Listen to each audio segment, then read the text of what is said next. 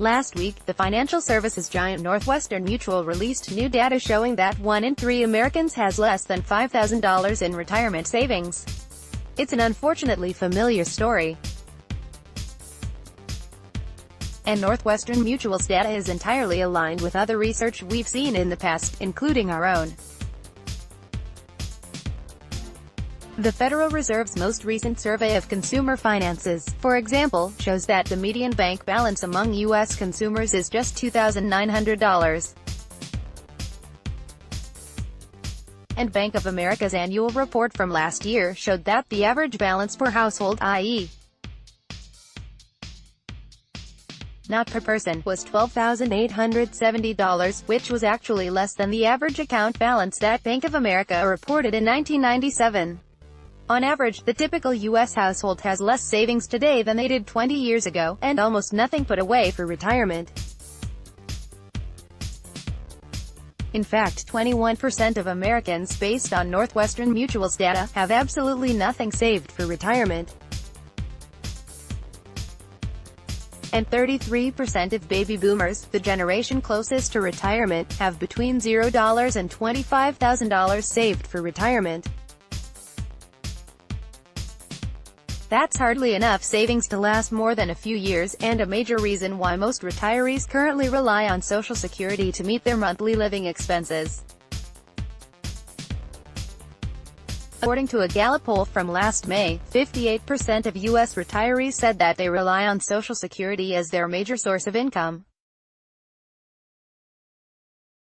They simply don't have enough of their own personal savings stashed away. But as we've discussed many times before, Social Security is rapidly running out of money. The most recent report from Social Security's Board of Trustees, which includes the U.S. Secretaries of the Treasury, Labor, and Health. Last year this shortfall was $59 billion, 11% worse than in 2016. And in order to make up the difference and cover this deficit, Social Security has to dip into its trust fund, effectively burning through the program's savings. The problem with this approach is that, eventually, these annual deficits will burn through all of the program's savings. Government knows this. The Board of Trustees even state this in their annual report, projecting that the Social Security trust funds will become fully depleted in 2034. 16 years may seem like a long way off. But we're talking about retirement here. You're supposed to think long-term about retirement. And the math simply doesn't add up. The trustee report states explicitly that, once the trust funds run out of cash, the program will have to, at a minimum, reduce the monthly benefit that's paid to its recipients. So if you're planning on being retired at any point past 2034, the government is literally telling you that they won't be able to pay the retirement benefit that's been promised to you. Longer term, pay attention to this. If you're under 40, the numbers get even worse. The way Social Security works is that retiree benefits are essentially paid for by people who are currently in the workforce.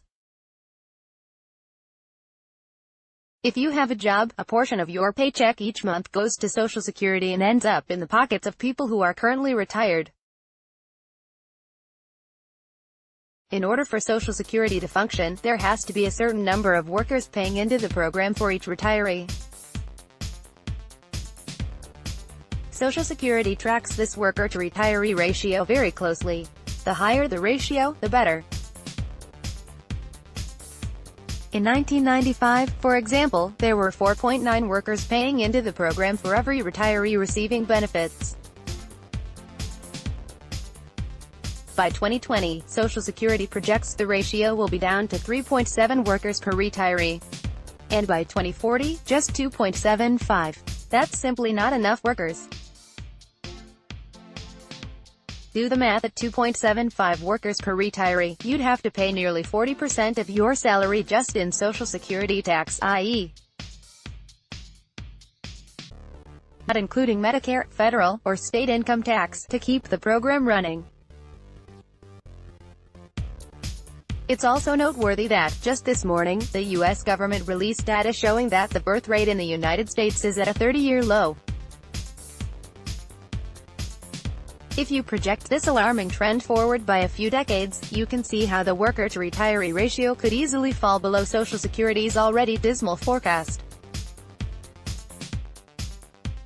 It's not just Social Security either.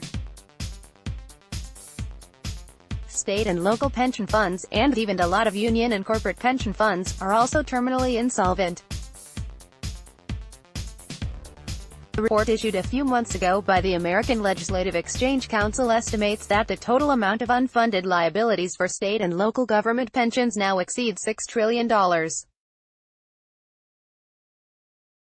Bottom line, Social Security is broken. State and local pensions are broken. And the federal government is far too broke to be able to bail any of them out. Even the Social Security trustees admit this. They're practically giving us a date to circle on our calendars for when the program will run out of money. Yet a disturbing number of Americans has little to nothing set aside for retirement, and they're expecting to be able to rely on Social Security. Something is obviously wrong with this picture, and it would be utterly ludicrous to expect this won't have a substantial impact. Either future workers and businesses are going to be hammered with all sorts of new taxes to bail out Social Security, or retirees who have no savings and rely exclusively on the program to survive are going to have their benefits drastically slashed. Either way, retirement is a nuclear problem set to explode in the land of the free. One way or another, tens of millions of people are going to have their lives turned upside down. And it is beyond the powers of the government to do anything to stop it.